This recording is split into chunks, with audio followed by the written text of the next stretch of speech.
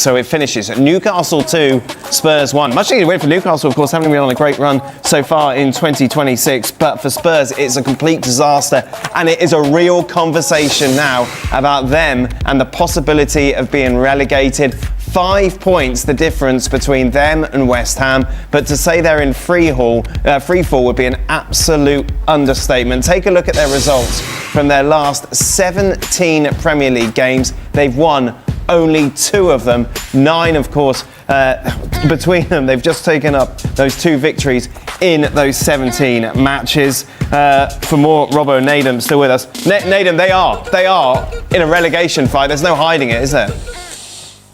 Yeah, absolutely. I think the only positive they can take from today was the fact that United scored that goal as late as they did, because up until that point, with the as it stands thing, it was a 3-point gap between themselves and a team that's in the bottom 3. You know, it's not something we'd expect to be seen from a Spurs side. Well, sorry, let me rephrase that. It's not something that we should be seeing from a Spurs side who are competing in the Champions League.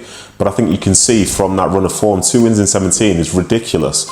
I think as well, you could see in the game today, Newcastle, especially in that first half, were far and away the better side, which in some ways is alarming given the fact that Newcastle's away form is almost as bad as anyone's in this league. I think it's 2 wins away from home all season. So for them to be on the front foot, to be able to dictate tempo, to take as many corners, shots, like they've come away with 21 shots away from home. It's almost like they've had a field day out there. And I think from the crowd perspective as well, it was a weird atmosphere. I think obviously they were trying to get behind their team, but there was never anything that was sustained long enough for them to really start singing their songs, to start believing in the side.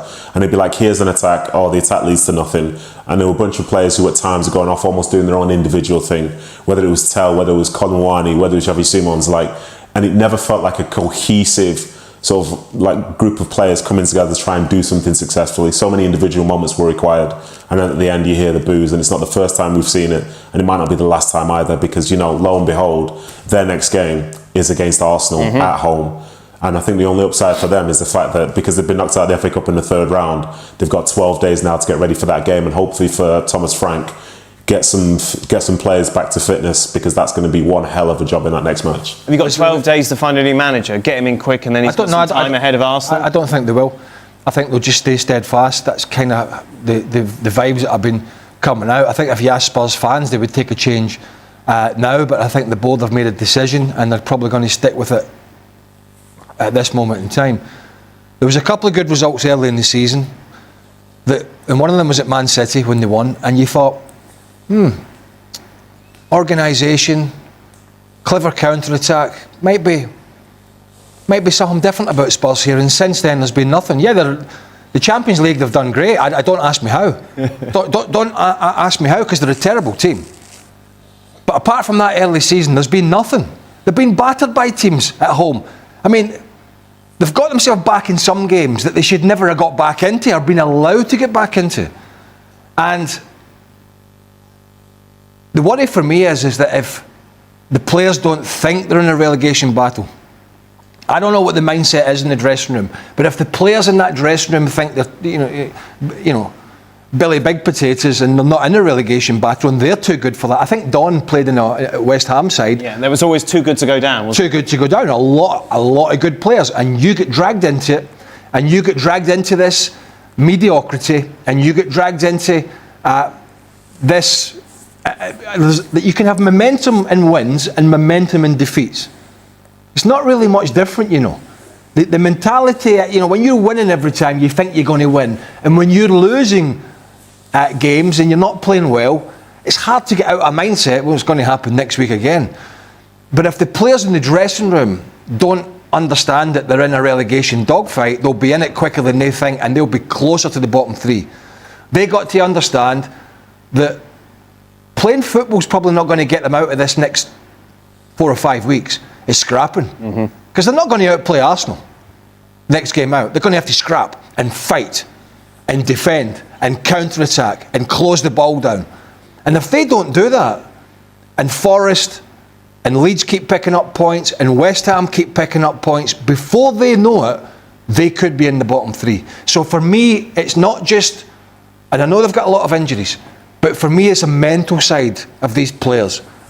They're in a position that they don't believe they should be in, because they think they're better than that, but they're in that position.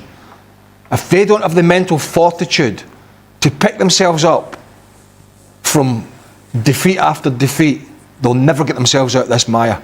Never. So we're going to learn a lot about these Tottenham players as well as the manager, because they're in a dogfight. And are they the type of players that will get you out of a dogfight? That's the big question. Well, and is it the manager to get you out of a dogfight, Robbo? Yeah, well, the atmosphere at Spurs at the moment is toxic, and I fully agree with what Craig's saying. It's the mental side of the players, but I'm not sure it's complacency. I think they're playing with massive fear now. They go out onto that pitch at White Hart Lane, and the crowd are onto them after 5 or 6 minutes. They're onto the manager. They're playing with massive fear. And in the second half, when they think, oh, there's nothing to lose now, we just throw caution to the wind, and they start playing much better. But when they're trying to do things tactically, which the manager has given them, but there's no way the manager can stay on at Tottenham Hotspur Football Club, because the crowd don't want him, and the crowd don't even want Spurs to win at the moment, because they want him out as quickly as possible. And that's a massive thing for Tottenham supporters to say. They were desperate. I know a couple of producers at ESPN who are Tottenham supporters are desperate for him to go and almost don't want their team to win so they can get him out and start afresh. But that's a dangerous way to go, that's for sure. But Robbo, we've all three of us have played at big clubs, and we've all played under pressure, and we've all had bad results. Nobody never has bad results. You can't just win. There's always a downside. There's always a dark side. There's always a looking at yourself and your teammates in the mirror. If they don't have the ability to handle or absorb the pressure, and they're in hiding mode, they shouldn't be playing at that level.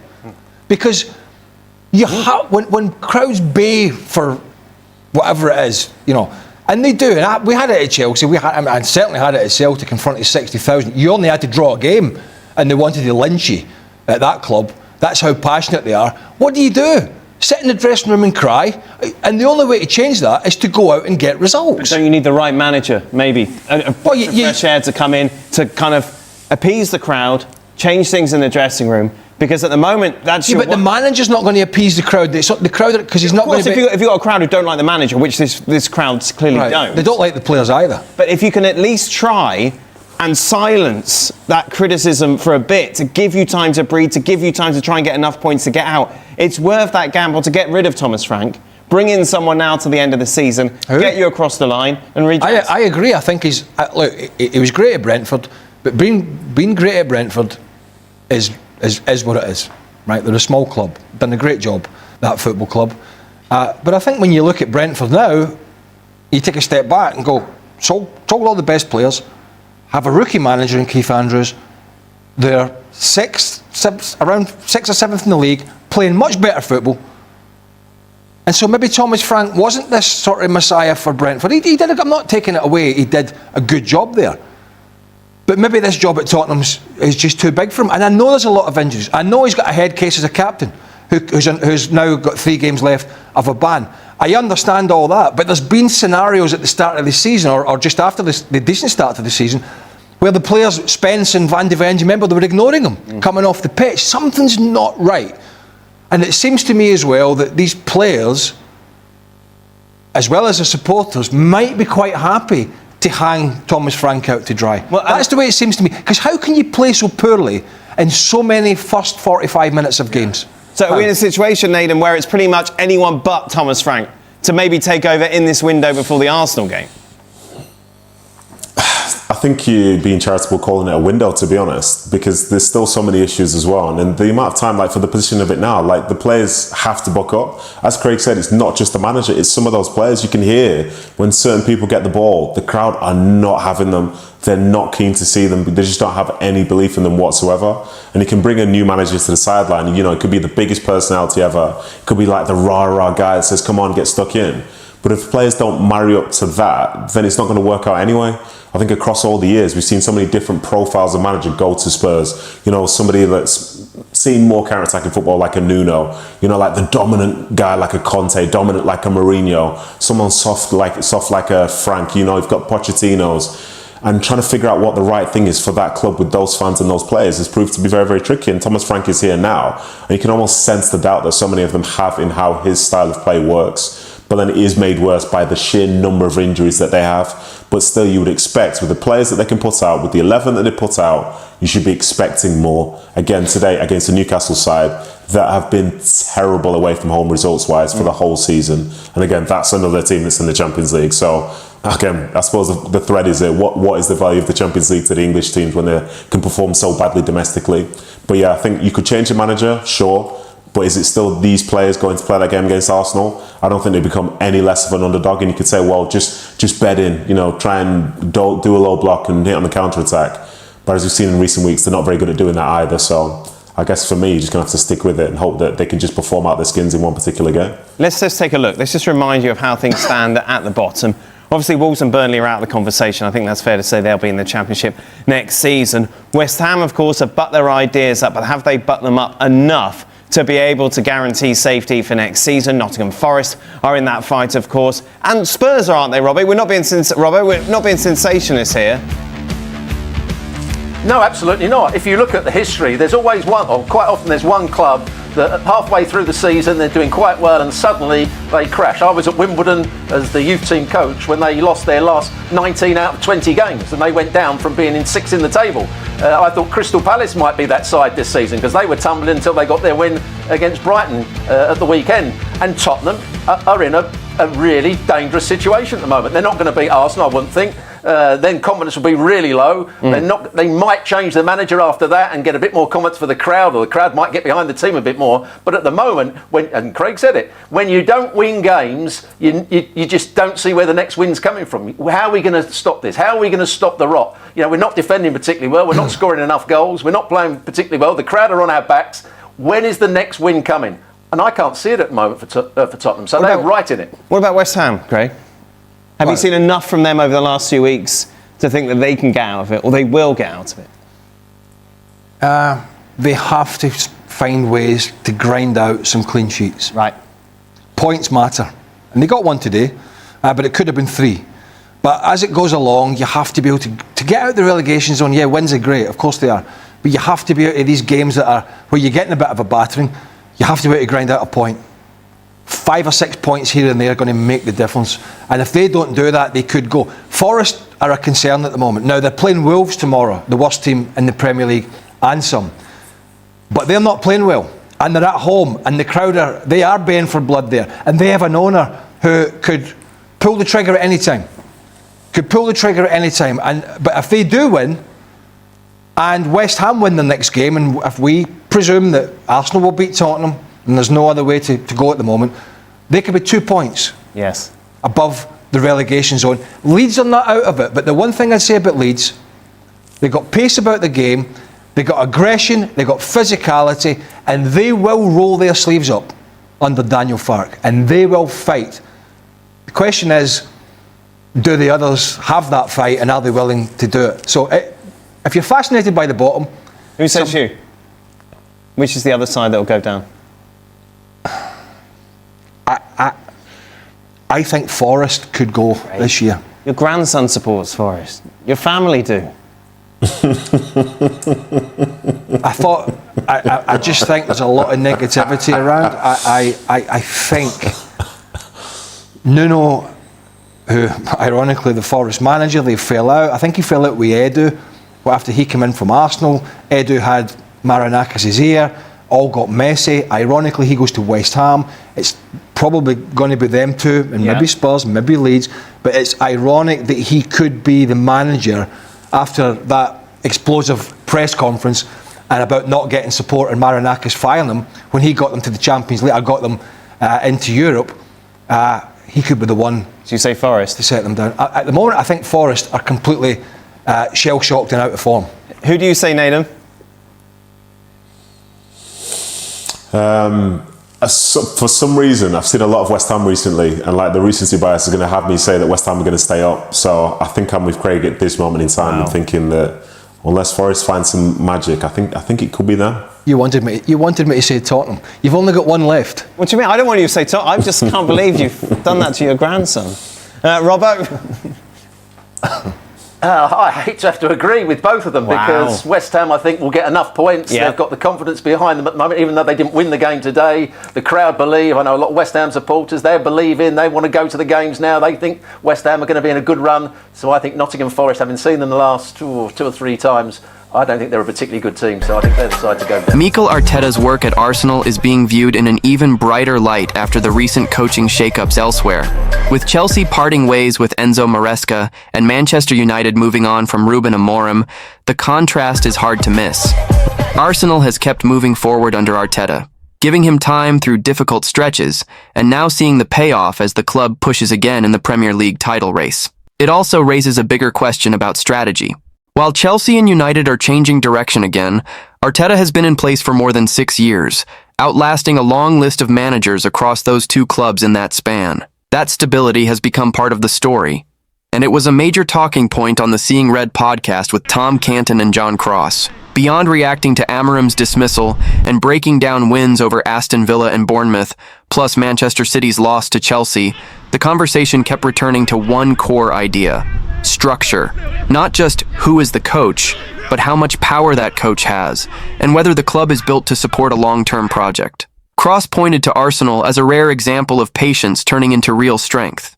He argued that Arsenal's willingness to back Arteta through the messy early phases helped create the stable position they're in now, and that this kind of time and support investment is what can turn a club into something truly solid.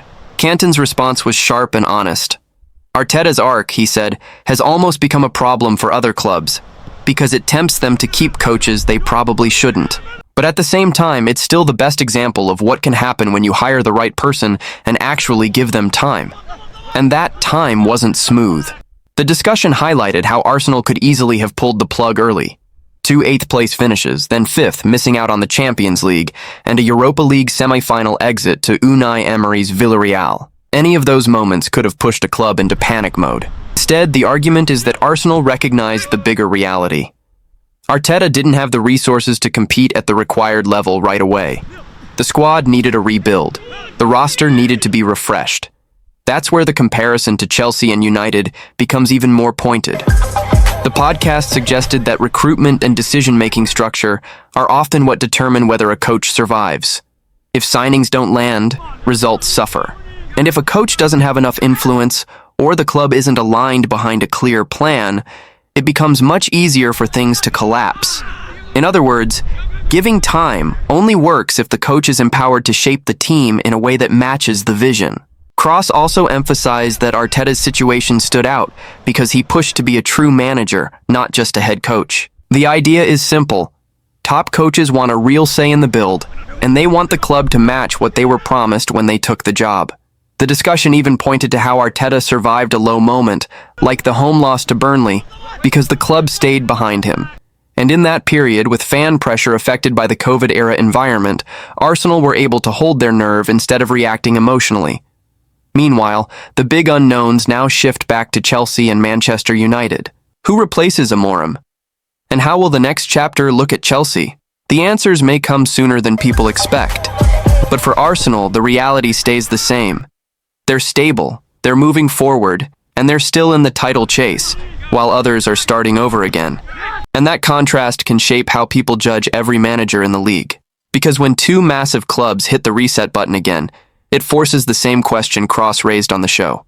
Is the quick switch actually fixing the problem, or just delaying the real work? The bigger takeaway from the discussion is that time isn't a magic solution by itself. It only becomes valuable when the club's structure supports the plan, and when the coach has the influence to push the squad in the direction he believes it needs to go. That's why the distinction between head coach and manager kept coming up. The podcast point is that if a coach is expected to own the results, he usually wants a meaningful say in the decisions that shape those results. And if he doesn't get that, patience alone won't save him. That's also where Arteta's early struggles get reframed. Those finishes and setbacks could have become a reason to panic. Instead, they became evidence of why alignment matters, because Arsenal chose to treat them as part of a build, not a final verdict. And once the squad was reshaped the way the club believed it needed to be, the results started to reflect that long-term approach. So the repercussions aren't just about Arsenal looking stable, it's about how stability changes your margin for error. When you don't reset every year, you're not constantly starting from zero. You're building on decisions, learning from setbacks, and keeping a clearer identity. For Chelsea and Manchester United, the immediate consequence is obvious. They're changing direction again, which means the next appointment carries even more weight. Because every new coach isn't just judged on results. He's judged on whether the club is finally giving him the structure and authority that the role demands. That's why the question at the end matters so much. Who will replace Amorim? And how will Liam Rosenior do at Chelsea? Because those answers will test the exact theme the show kept returning to. Time, support, structure, and control. And for Arsenal, it's a different kind of pressure. Stability doesn't guarantee trophies, but it does keep you in the fight longer. And right now, while others restart, Arsenal get to stay focused on what they're already doing, chasing the Premier League title.